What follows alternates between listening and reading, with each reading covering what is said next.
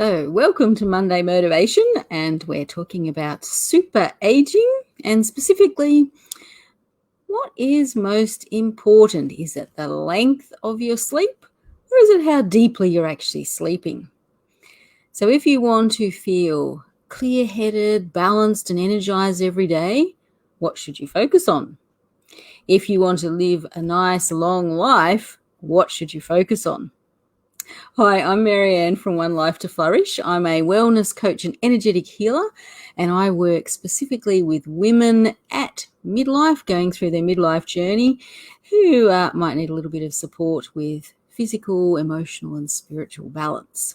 So before we get going, if there's anyone you know of who might be interested in talking about some sleep, invite them over. And we are going live in a few different places, but make sure you're joining me on One Life to Flourish page to actually make some comments or ask some questions if you want to. All right, so what do you think? Is it the length or is it the depth of sleep that is most important? So I'm going to give you a little bit of info and so on to think about and see what you think. So let's start off by looking at the what happens if we're not getting enough sleep. So the fact is that research has shown that we should be getting more than 6 hours and probably less than 9 hours sleep a night. And your sweet spot is sort of around the 7 hours. So what happens if you are actually getting less than 6 hours sleep, and that is basically the pattern? So you rarely get more than 6 hours sleep. Not good news, I can tell you that. So there's a whole lot of stuff going on. So first of all, your immune system. If you're not getting enough sleep, basically it pretty much wrecks your immune system. And one of the impacts of that is actually making you more likely to end up getting cancer at some point in your life. There's quite a bit of research around it contributing to Alzheimer's disease, and there's also been some recent stuff that's come out pointing to it having an impact on other kinds of dementia as well. It can disrupt your sugar levels, which means you're then going to be more susceptible to getting diabetes. There's also things like cardiovascular issues, the potential for stroke, heart failure. It's not a happy list, I can tell you. It also has a negative impact on your hunger. And I won't go into all the details, but basically the control mechanisms that you've got, which are two particular hormones, are basically altered by not enough sleep, which means that you've then got a higher risk of being overweight or obese, with all of the lack of benefits to that. And to cap the list off, I could add a few more things, but I'm just keeping it a bit brief. But to cap it off, if you think about it this way, the shorter you sleep, the shorter you live. Not a good thought, especially if you're someone like me who has actually struggled through their life to actually get enough sleep. So there's also the fact that the lack of sleep can actually kill you. And there's two ways that this can happen. Now, the first one is something that I have talked about last year in Monday Motivation, and this is about a fairly rare, thankfully, genetic disease that kind of gets triggered around midlife. Yay for midlife. And it sort of becomes like progressive insomnia. So once it's triggered, you start to have over a few months getting less and less and less sleep. And then after that time, you actually stop being able to sleep altogether. So you just never sleep, if you can imagine that. And after 12 to 18 months roughly of having absolutely no sleep, the person actually dies. Now, if you want to check into that, you can look back on the episode where I talked about that in depth, but it's, pretty tragic sort of stuff. It does show you the impact of not having enough sleep. Now, the other way is if you get behind the wheel without having enough sleep.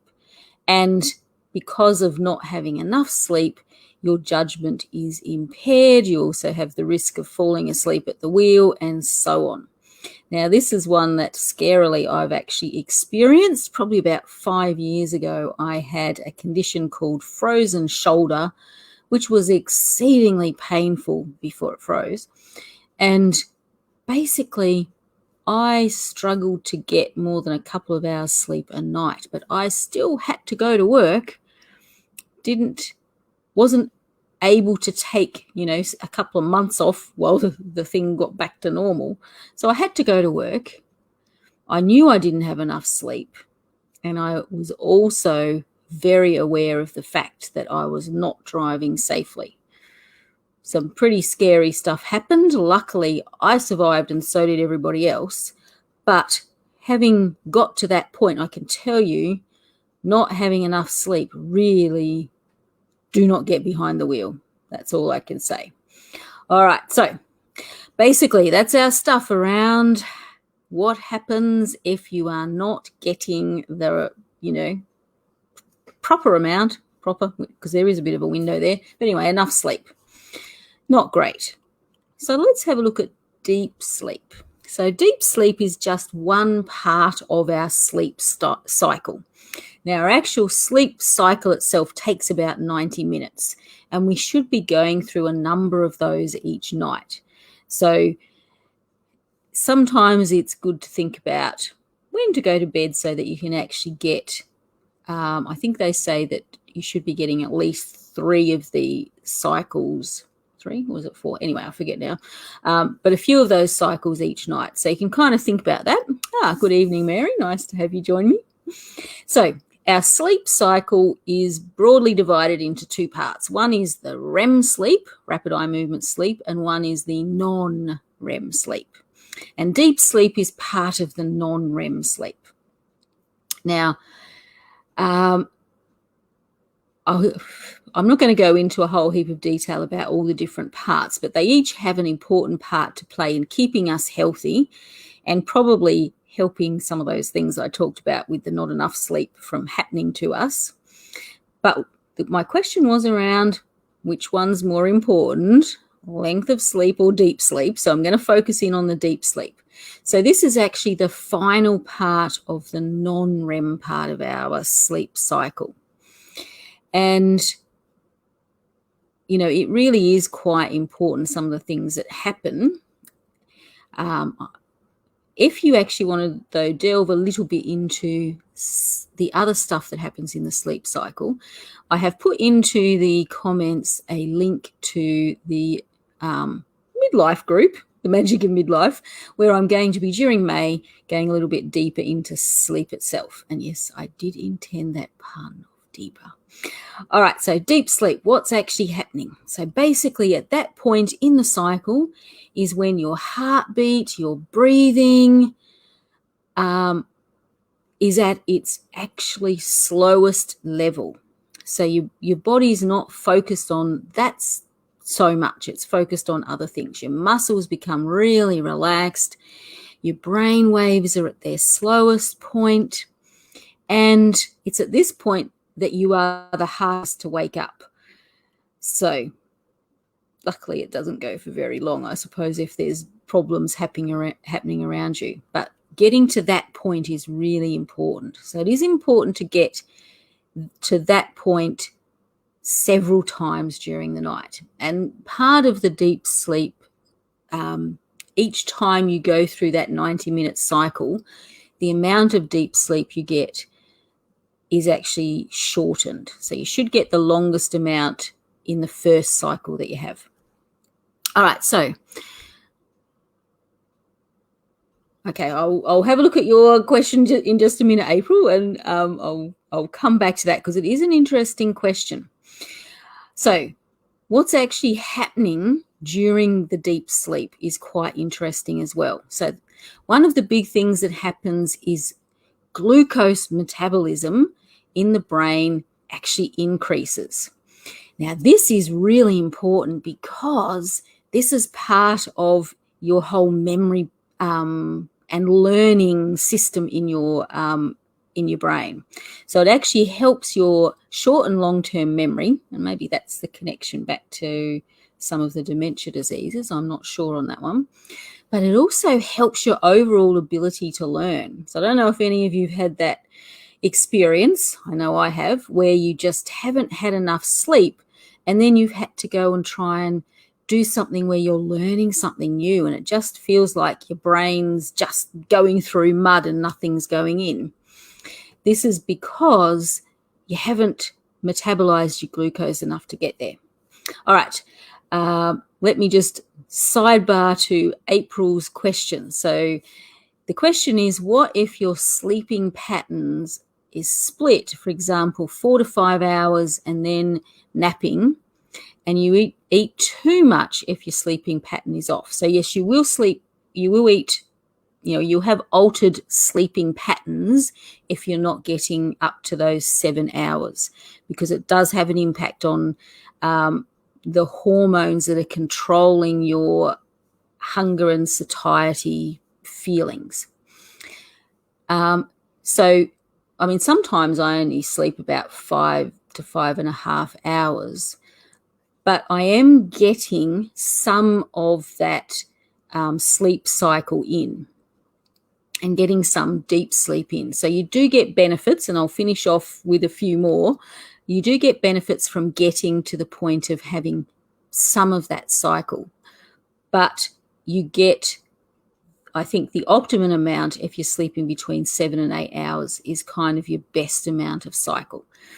Napping has been found to be quite beneficial. I don't think usually we nap long enough to go through a cycle, and if we're napping during the day, it doesn't quite work that way, because what they've actually found is napping during the day is good so long as you're not napping for longer than an hour.